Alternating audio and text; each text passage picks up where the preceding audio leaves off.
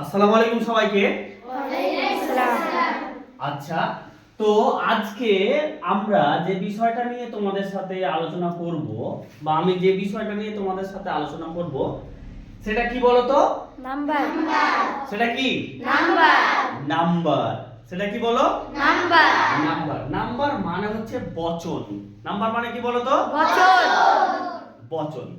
এবার নাম্বারটা মূলত আমরা কার করব?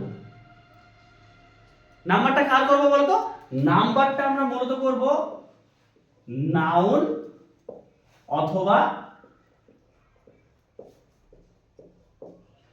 প্রোনাউনের।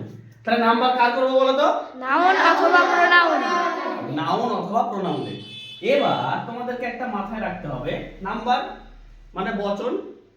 নাম্বার দুই প্রকার। নাম্বার কয় প্রকার? দুই প্রকার। সিঙ্গুলার নাম্বার আর প্লুরাল প্লুরাল নাম্বার। নাম্বার কয় প্রকার বলো তো? দুই প্রকার। দুই প্রকার, সিঙ্গুলার এবং প্লুরাল। প্লুরাল। সিঙ্গুলার এবং প্লুরাল। প্লুরাল। Singular, singular. আর আরেকটা কি বলো তো?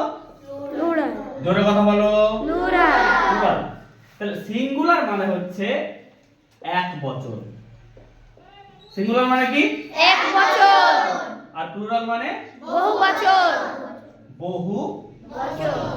এবার ধরো এই যে কলম, কলমটা একটা বোঝাচ্ছে, তাহলে এটা কি এক বচন না বহু বচন? এক বচন। কলমটা কটা বোঝাচ্ছে? একটি। একটি বোঝাচ্ছে। কলমটা কটা বোঝাচ্ছে? একটি। তাহলে এটা হচ্ছে এক বচন, এটা সিঙ্গুলার। এবার এখানে দেখো তো কতগুলো কলম আছে? কটা কলম আছে? চারটি। একের বেশি হ্যাঁ, কটা কলম আছে বলো? চারটি। চারটা কলম আছে, মানে একের বেশি। একের বেশি মানে এটা হচ্ছে প্লুরাল। প্লুরাল। এবার এটাকে ইংলিশে বলবো পেন। এটাকে ইংলিশে কি বলবো? পেন। পেন। আর এইগুলোকে সব একসাথে আছে, কি বলবো বলো তো? পেন। কি বলবো? Pen. Pen. P E N S. এবার ঘটনা হচ্ছে এখানে পেন আর এখানে পেন। পেন, আলাদা করে এস টাকে যোগ করলাম। আলাদা করে কি যোগ করলাম? এস। এবার এই পেনটা কি নাউন। এই পেনটা কি বলো? নাউন। পেনটা কি? জোরে কথা বলো। নাউন। নাউন তো নাকি? এবার এই পেনের ক্ষেত্রে আমরা এস যোগ করলাম এটাকে প্লুরাল করতে, কিন্তু আরো বিভিন্ন নাউন আছে, সেক্ষেত্রে বিভিন্ন রকম আমাদেরকে যোগ করতে হয় শব্দের সাথে। কোনো ক্ষেত্রে এস, কোনো ক্ষেত্রে ইএস, কোনো ক্ষেত্রে ভিএস। এই যে নিয়ম কানুনগুলো আমরা শিখবো এই ক্লাসটির মধ্যে দিয়ে। এবার তোমাদেরকে একটা জিনিস মাথায় রাখতে হবে, নাউন বিভিন্ন রকমের আছে। নাউন বিভিন্ন রকমের আছে, আছে না নেই? আছে।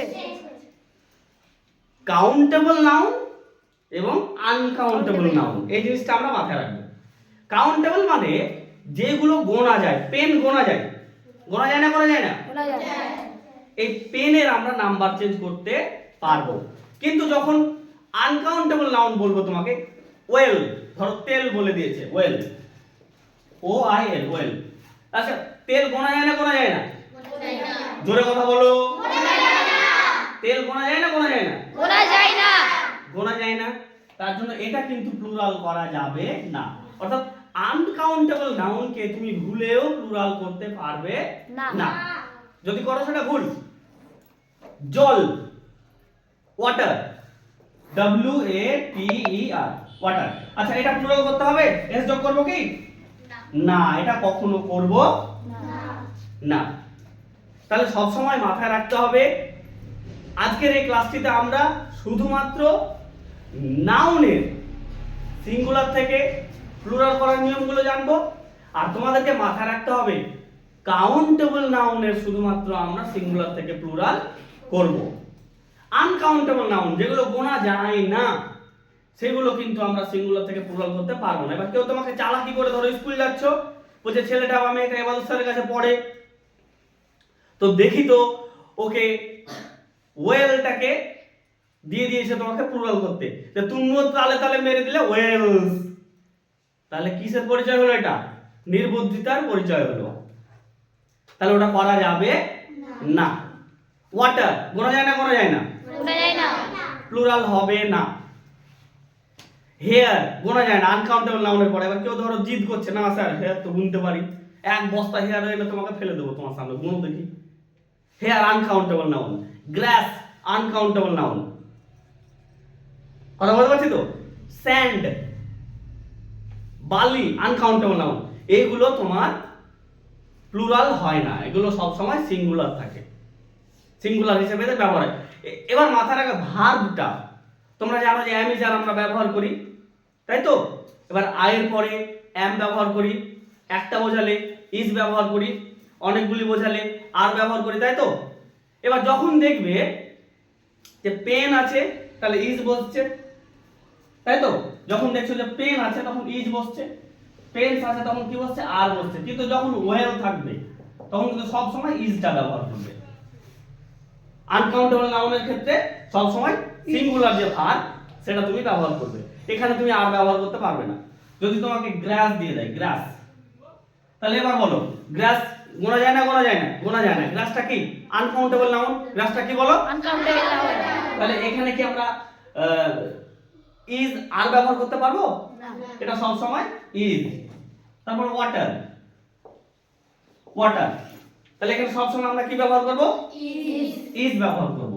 তো আজকের ক্লাসটা মূলত আমরা তোমাদের সামনে যেটা আলোচনা করব, বা আমি তোমাদের সামনে যেটা আলোচনা করব, সেটা হচ্ছে সিঙ্গুলার থেকে প্লুরাল করার জন্য যে নিয়মগুলো আছে, বিভিন্ন ওয়ার্ডের ক্ষেত্রে বিভিন্ন ভাবে চেঞ্জ হচ্ছে, সেইগুলো তোমাদেরকে আমি আজকে বোঝাবো। আর তার আগে মাথায় রাখতে হবে তোমাদেরকে আনকাউন্টেবল নাউন, অর্থাৎ যেই নাউনগুলো গোনা যায় না সেইগুলোর ক্ষেত্রে কিন্তু প্লুরাল করার দরকার নেই।